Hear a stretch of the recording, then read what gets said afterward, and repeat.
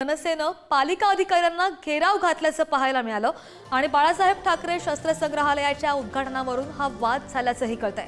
मनसेच्या कार्यकाळात हे संग्रहालय उभारण्यात आलं होतं आणि मनसे पदाधिकाऱ्यांकडून आक्षेप घेत पालिकेमध्ये आंदोलन सुरू आहे। आणि इथेच आपण दृश्य पाहतोय, नाशिकमधून मनसेचा पालिका अधिकाऱ्यांना घेराव पाहायला मिळाला।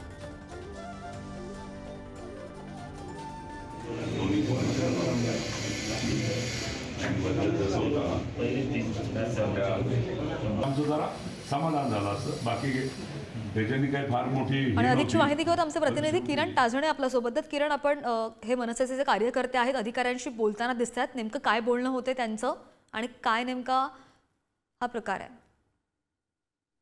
सध्या नाशिकच्या गंगापूर रोड परिसरामध्ये 2 ते 3 दिवसांपूर्वी मुख्यमंत्री एकनाथ शिंदे यांच्या उपस्थितीमध्ये बाळासाहेब ठाकरे स्मृती उद्यान त्या ठिकाणी साकारण्यात आलेलं आहे।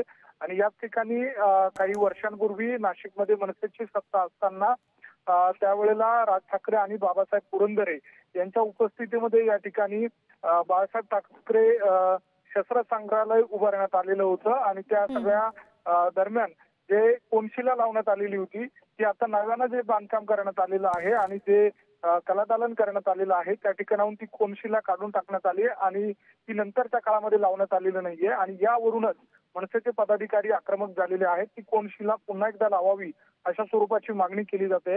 यावर मनसेच्या पदाधिकाऱ्यांची देखील नावं होती।